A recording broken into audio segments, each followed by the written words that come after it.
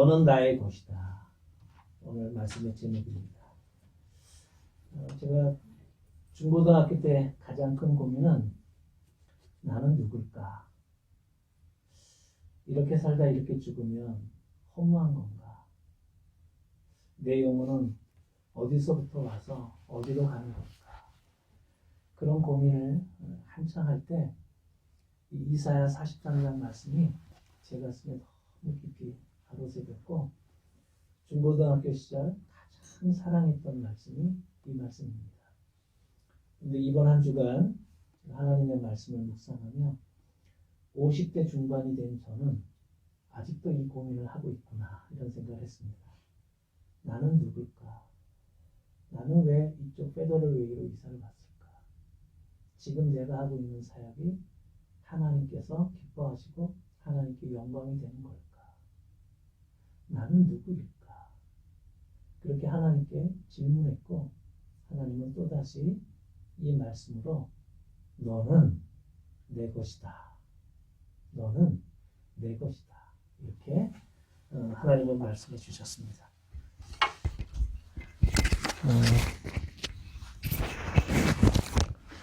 내가 누구인지 모르는 사람은 늘 불안합니다.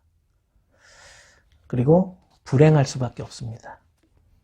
모든 것을 가졌어도 내가 누구인지 잘 모르는 사람은 텅 빈 것 같습니다.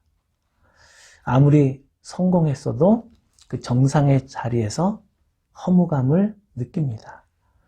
그런데 하나님은 오늘 이 말씀을 통해서 우리가 누구인지 아주 분명하고 확실하게 알려주십니다. 너는 내 것이다. 내가 너를 불렀단다. 내가 너를 존귀하게 여기고 사랑하고 있단다. 내가 어디에서 와서 어디로 가는지 몰라 방황하던 사람들에게 창조주 하나님은 이렇게 확실하게 말씀하십니다. 사람이 하는 모든 방황의 근본 원인이 바로 자기 정체성이 분명하지 않기 때문에 시작된 방황이고 내가 누구인지를 분명하게 깨닫는 순간 이러한 방황이 끝납니다. 왜냐하면 하나님은 우리를 사랑하는 마음으로 창조하셨고 하나님의 그 사랑은 변함이 없기 때문입니다. 때문에 내가 하나님께로부터 사랑받고 있다. 또 용서받는다. 인격적인 보살핌을 받고 있다. 이것을 아는 사람은 행복합니다. 여러분, 하나님께 사랑받고 있다고 하나님이 나를 보살펴주고 계신다고 그렇게 믿으십니까? 네. 아무리 힘들고 어려운 일을 만나도 하나님께로부터 위로와 평안을 얻을 수 있습니다. 하나님은 우리에게 영원한 희망이고 하나님은 우리의 영원한 연인이고 우리가 영원토록 경배할 우리의 왕입니다. 하나님이 나를 지으셨구나. 그리고 하나님이 나를 사랑하고 계시는구나. 하나님은 나를 위한 놀라운 계획을 갖고 계시는구나. 이 사실을 깨달은 사람은 이제 더 이상 방황할 이유가 없습니다. 그래서 우리는 행복한 것입니다. 제가 현실 생활 속에서 여러 가지 불만과 짜증을 내다가도 이렇게 하나님의 말씀에 다시 깊이 묵상을 하면 다시 감사와 은혜가 회복되는 것을 경험했습니다. 하나님이 어떤 분이신지 우리는 알면 알수록 더욱 행복해집니다. 하나님과 나와의 관계, 이거 영원한 관계 아니겠어요? 끊을래야 끊을 수 없는 절대적 관계입니다. 하나님은 그 어느 순간에도 나를 미워하지 않으시고 나를 이해해 주십니다. 내 마음을 완전히 이해해 주고 내 편이 되어주시는 하나님이 계시다는 것. 우리에게 이것처럼 든든한 일이 어디 있겠습니까? 그러나 우리 인간은 이런 하나님의 말씀을 들어도 사실 반신반의할 때가 많습니다. 왜 그럴까요? 우선 내가 나를 이해하지 못할 때가 많습니다. 내가 나를 좋아하지 못할 때가 많습니다.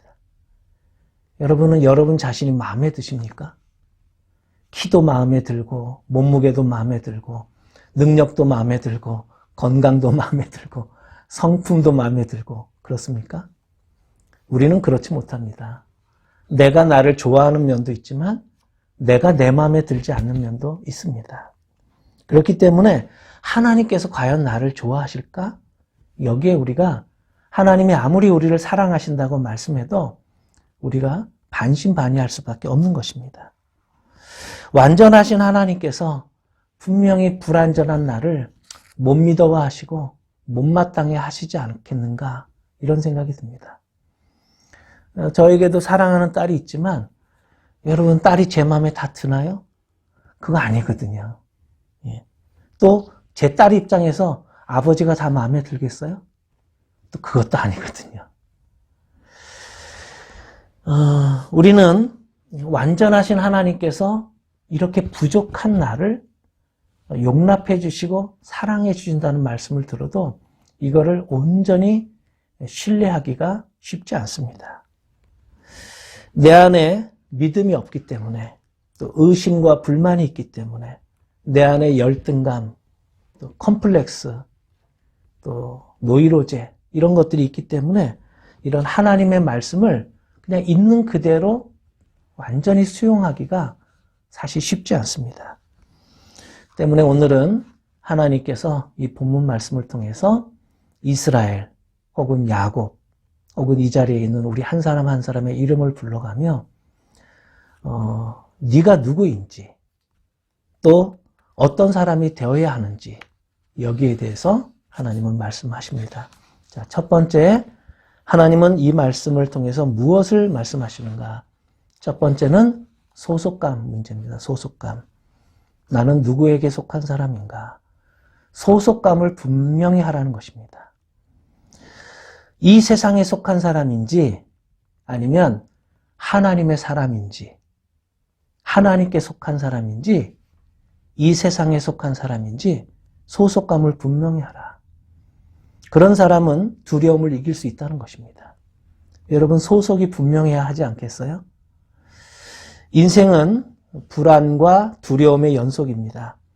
이 코로나 시대가 정말 끝날 수 있을 것인지 아니면 새로운 변이 바이러스가 계속해서 나오면서 인류를 불안과 공포로 몰아갈 것인지 사실 우리는 예측하기가 어렵습니다. 사회적 거리두기로 인해서 사람들은 외로움을 느끼는 단계를 지나 고독감, 소외감, 우울증까지 호소하고 있습니다. 어떤 분은 저에게 이런 얘기를 하셨어요. 자녀가 가까이 산대요. 그런데도 불구하고 지난 5년 동안 딱 2번 만났다고 하소연합니다. 하나님은 이러한 우리의 마음을 너무나도 잘 아십니다. 그래서 하나님은 사랑하는 자녀에게 늘 두려워하지 말라고 용기를 주십니다. 하나님은 우리에게 믿음을 주세요. 우리를 위로해 주시고 자신감을 북돋아 주십니다. 왜 우리가 두려워하지 않아도 되는 걸까요? 하나님께서 다음과 같이 말씀하시기 때문이에요. 보여주실래요? 내가 너를 속량하였으니 두려워하지 말아라. 또 내가 너를 지명하여 불렀으니 너는 나의 것이다. 보여주시겠어요? 1절부터 3절. 우리 다 함께 읽읍시다. 자, 1절 시작. 그러나 이제 야곱아 너를 창조하신 주님께서 말씀하신다. 이스라엘아 너를 지으신 주님께서 말씀하신다. 내가 너를 속량하였으니 두려워하지 말아라. 내가 너를 지명하여 불렀으니 너는 나의 것이다. 또 하나님은 거듭 말씀하십니다. 5절도 보여주시겠어요? 네, 5절 시작. 내가 너와 함께 있으니 두려워하지 말아라. 내가 동쪽에서 너희를 사랑하며 서쪽에서 너희를 모으겠다. 여러분 이런 말이 있죠. 하나님을 진정으로 두려워한다면 그 밖에 두려워할 것은 아무것도 없다. 우리가 하나님을 정말 두려워한다면 그 밖에 두려워할 것은 아무것도 없다. 우리가 현실의 문제에 너무 지나치게 몰두하다 보면 하나님을 보지 못합니다. 하나님의 말씀이 귀에 들어오지 않습니다.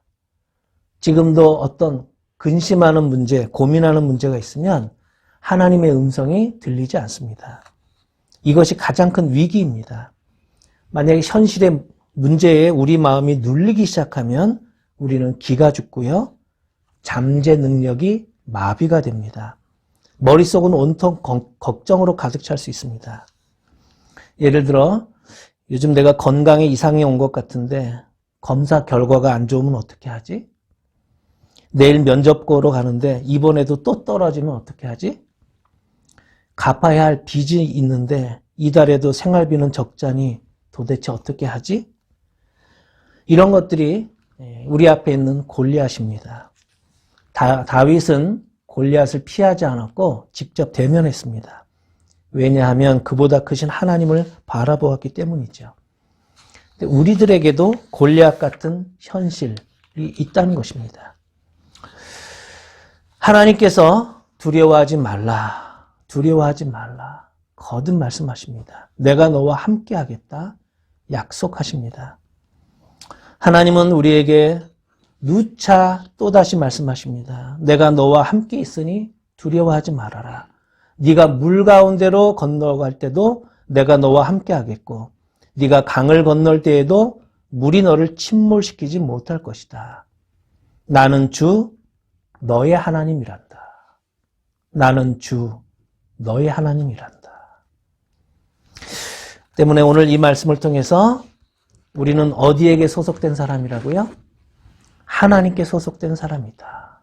이 소속감이 분명하면 두려움을 물리칠 수 있다 하는 것입니다. 자, 두 번째입니다. 함께 읽읍시다. 시작. 스스로를 존귀하게 여겨라. 그런 사람은 우울증을 극복할 수 있다. 여러분, 우리 현대인의 마음속에 가장 깊은 갈망은 존귀 여김을 받는 것입니다. 누군가 나를 보배처럼 여겨주는 것입니다. 우리는 귀중히 여김을 받고 싶어 합니다. 그렇죠?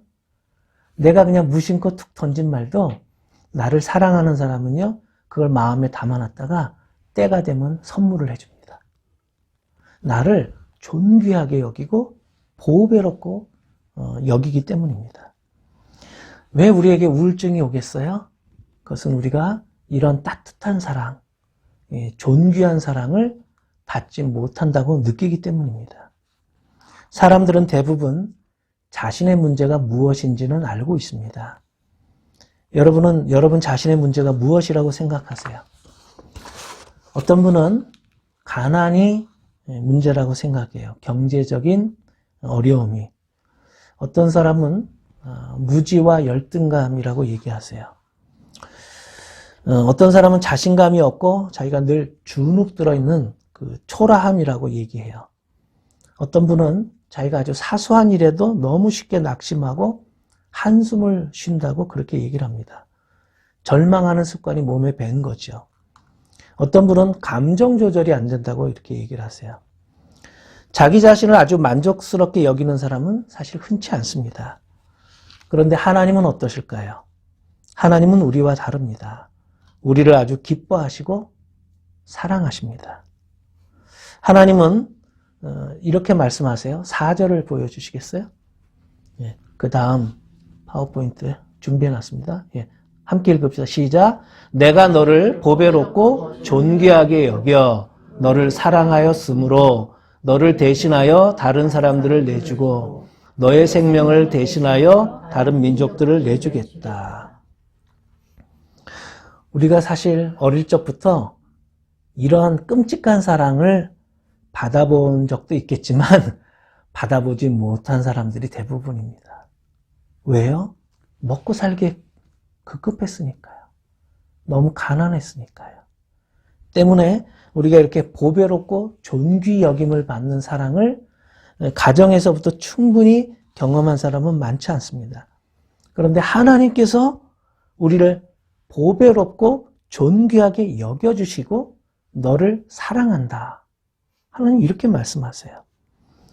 우리는 나 자신이 얼마나 연약한 존재인지 세월이 갈수록 더 분명하게 깨닫습니다.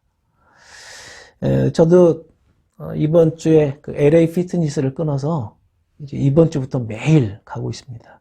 왜냐하면 무릎 관절에 이상이 생겨가지고 걷는데 불편함을 느껴서 유튜브를 보니까 근육 운동을 너무 안 해서 근육이 다 빠져나가서 그렇다는 거예요. 그래서 이제 근육 운동을 조금씩 해줘야 이 무릎이 덜 아프다는 거예요. 그래서 하나는 체중 조절, 하나는 근육 운동을 조금씩. 그래서 근데 이게 뭐 해마다 달라요. 그리고 안경도 이제는 없으면 이제 정말 책을 전혀 볼 수가 없고요. 또 볼륨을 너무 제가 크게 틀어서 아내는 좀 줄이라고 맨날 그러고 저는 소리를 자꾸 높이고요. 뭐 이게 시작이겠죠? 우리는 우리 자신이 얼마나 연약한 죄인인지 느낍니다. 그런데 하나님은 우리가 아는 것보다 더 자세하게 우리가 얼마나 연약하고 또 나약한 죄인인가를 아시면서도 하나님은 우리를 이해해 주시고 불쌍히 여겨 주신다는 거예요. 질그릇같이 깨지기 쉬운 우리를 존귀하다고 말씀하세요. 이것은 우리에게 사랑받을 만한 자격이 있기 때문이 아니고 하나님의 성품 때문입니다. 하나님의 인자하심 그리고 너그러움 덕분입니다. 때문에 하나님이 어떤 분이신지 우리가 아는 만큼 우리도 나 자신을 사랑할 수 있게 됩니다. 하나님은 아무리 절망적인 상황에서도 하나님은 믿는 자들에게 희망을 주십니다. 꽃을 피우게 만드시고요. 꿈을 꾸게 하십니다.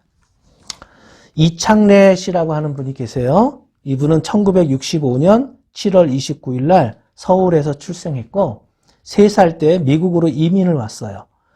뉴욕주 웨스트체스터에서 자라나 예일대학교 영문과를 졸업했고 오레곤 대학교에서 문예창작 석사학위를 받았어요. 근데 그가 쓴 첫 소설이 뭐냐면 네이티브 스피커, 영원한 이방인이라고 하는 그런 소설이었어요.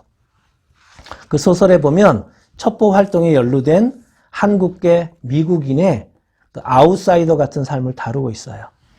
이 작품 때문에 그는 해밍웨이상, 또 아메리칸 북상, 미국 문단의 6개 주요 상을 수상했어요. 이 작품은 이민자들의 정체성을 분석하기 위해서 인종과 언어의 관계에 초점을 맞추고 있는 그런 소설이에요. 이 소설 속의 주인공 헨리 팍이 나오는데 이 헨리 팍은 어떤 사람인가? 영어 발음에 대한 컴플렉스가 있고요. 또 내가 누구인지에 대한 자의식을 가지고 살아가요. 자기가 하는 영어 발음에 늘 컴플렉스가 있고 내가 누구인가? 늘 이 문제를 가지고 씨름하고 있어요. 스스로를 이민자라고 여기고 항상 영어의 발음에 의식적으로 긴장하는 부자연스러움을 내면 깊숙이 가지고 생활해요. 미국에서 유년기를 보내고 학교 교육을 받고 직장에 다니고 백인 여자와 결혼한 주인공이지만 아내조차도 그의 언어에 대해 발음에 대해 이렇게 표현했어요. 청소를 하다가 우리 침대 밑에서 종이 조각을 하나 발견했다. 이번에도 그의 필체였다. 언어를 엉터리로 말하는 사람. 영원한 이방인이라고 하는 소설의 26페이지에 나오는 한 대목이에요. 이 소설 제목처럼 우리들 또한 이 세상에서는 이방인일지 몰라요. 성경의 표현을 빌리자면 우리는 다 나그네들입니다. 이 세상은 하나님을 만나기 위해 잠시 거쳐가는 게스트하우스입니다. 우리는 80년, 90년, 100년이 꽤 긴 것 같지만 지나놓고 보니까 잠시 머물렀던 게스트하우스였다는 거예요. 우리는 본향을 향하여 가는 영적인 순례자들입니다. 본향에서 우리를 기다리시는 하나님은 두 팔 벌리고 우리를 환영해 주실 것입니다. 하나님은 우리에게 이렇게 말씀하세요. 내가 너를 보배롭고 존귀하게 여기고 너를 사랑하였은즉 내가 사람들을 주어 너를 바꾸며 백성들로 네 생명을 대신하리니. 여러분, 우리가 목회를 잘해서 하나님이 우리를 이렇게 여겨주시는 겁니까? 사모로서 내조를 잘해서 하나님이 우리를 보배롭게 여겨주시는 걸까요? 그렇지 않습니다. 우리는 사랑스러운 인격이나 또 주님을 닮은 그런 겸손하고 온유한 인격을 갖추지도 못했습니다. 나 행한 것 죄뿐이니 그럼에도 불구하고 하나님께서 우리를 보배처럼 여겨주시는 것은 우리를 하나님이 이미 선택해 주셨고 하나님이 우리를 끝까지 사랑하시기로 하나님이 의지적으로 결심하셨기 때문입니다. 때문에 우리는 어떻게 해야 이 우울증을 극복할 수 있는가? 하나님의 이 말씀을 가슴 깊이 새기고 하나님이 나를 존귀하게 여기시는데 나도 나 스스로를 존귀하게 여길 때에 우울감, 우울증을 극복할 수 있다는 것입니다. 마지막 세 번째입니다. 함께 읽읍시다. 자, 시작. 내게 주신 사명을 깨달으라. 그런 사람은 하나님의 영광을 나타낸다. 여러분, 현역에 있을 때만 하나님의 영광을 나타내겠습니까? 그렇진 않습니다. 우리는 사는 날 동안 항상 우리에겐 주어진 사명이 있습니다.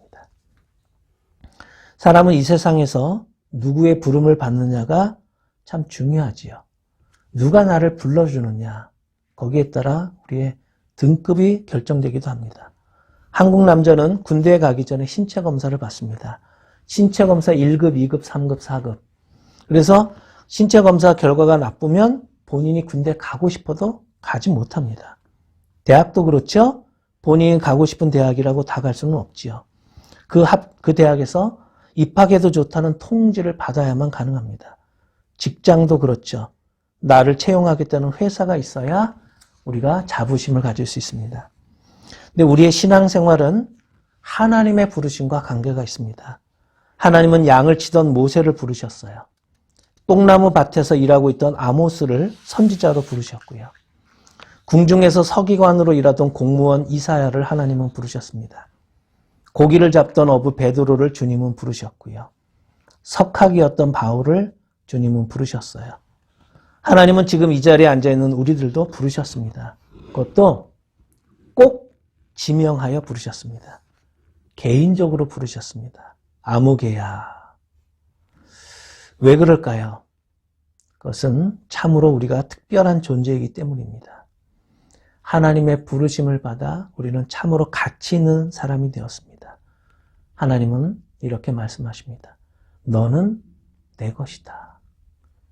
너무 사랑하면 저 사람 내 거야. 이런 생각이 드는 것 같아요. 그렇죠? 네, 아내를 너무 사랑하면 저 여자는 내 여자야. 이런 생각이 드는 것처럼 하나님은 우리를 꼭 집어서 내가 너를 지명하여 불렀단다. 너는 내 것이다. 내가 너를 사랑한다. 하나님께서 우리 각 사람을 개인적으로 부르신 이유가 뭘까요? 자, 군대에서 부르는 이유는 국가를 위해 싸워달라는 의미입니다. 회사에서 부르는 이유는 회사를 위해 일해달라는 뜻이죠. 대학에서 부르는 이유는 공부할 수 있는 기회를 주기 위해서입니다. 하나님은 왜 우리를 부르실까요? 하나님은 우리에게 위대한 꿈, 비전을 주시고 거룩한 사명을 주시기 위해서입니다. 제자들을 부르셨던 예수님은 제자들 가슴에 꿈을 주셨습니다. 하나님 나라에 대한 꿈, 영원하신 하나님의 사랑, 하나님의 위대한 나라에 대한 비전, 하나님은 각 사람을 위한 놀라운 계획을 가지고 계십니다. 이러한 부르심을 우리가 소명이라고 하고 각자에게 맡기신 일을 사명이라고 합니다. 우리를 불러주신 이유가 바로 이 사명을 깨닫기 위해서입니다. 하나님은 사명을 주실 때는 능력도 주십니다. 말을 못해서 바로 왕 앞에 설 수 없었던 모세에게 말 잘하는 형 아론을 붙여주셨죠. 그의 손에 지팡이를 통해서 기적을 일으키는 도구로 삼아주셨고요. 내가 무엇을 해야 하는지, 하나님은 나에게 어떤 재능을 주셨는지, 내가 어떤 일을 할 때 기쁘고 행복한지 우리는 하나님께 오늘 또다시 물어야 합니다. 그러면 하나님께서 우리 각자에게 알려주실 것입니다. 내가 무엇을 해야 하는지. 이러한 사명을 자각한 사람은 아무렇게나 살 수가 없습니다. 목적의식이 뚜렷합니다. 눈이 빛나고 열정이 생깁니다. 불굴의 용기가 솟아납니다. 어려운 난관을 만나더라도 끈기 있게 이겨낼 수 있습니다. 결국 자신이 할 일을 이루어내고 하나님께 감사와 영광을 돌립니다. 7절, 오늘 본문 마지막 7절을 다시 한번 읽겠습니다. 자, 시작. 나의 이름을 부르는 나의 백성, 나에게 영광을 돌리라고 창조한 사람들, 내가 빚어 만든 사람들을 모두 오게 하여라 하고 말하겠다. 나에게 영광을 돌리라고 창조한 사람들, 우리가 바로 그런 사람들 아니겠습니까? 기도하겠습니다. 하나님, 우리가 읽었던 책에도 우리들의 이름을 적어 놓았습니다. 우리들이 사용하는 셀폰에도, 우리가 타고 다니는 자동차 등록증에도 우리들의 이름이 적혀 있습니다. 그러나 오늘 하나님의 말씀을 통해서 내 인생은 내 것이 아니라 내 인생은 하나님의 것임을 다시 한번 깨닫게 해주시니 감사합니다. 저희는 이 세상에 속한 사람들이라고 생각하여 이 세상이 주는 평안, 이 세상이 주는 행복, 그것을 추구했지만 이 세상이 주는 불안과 두려움을 동시에 느꼈습니다. 그런데 하나님은 오늘 말씀을 통해 우리가 하늘에 속한 사람들임을 알려주시니 감사합니다. 하나님의 자녀라는 이 분명한 소속감으로 두려움을 이기게 하여 주옵소서. 현실의 벽에 부딪힐 때마다 낙심했던 우리 마음 털어버리게 하여 주옵소서.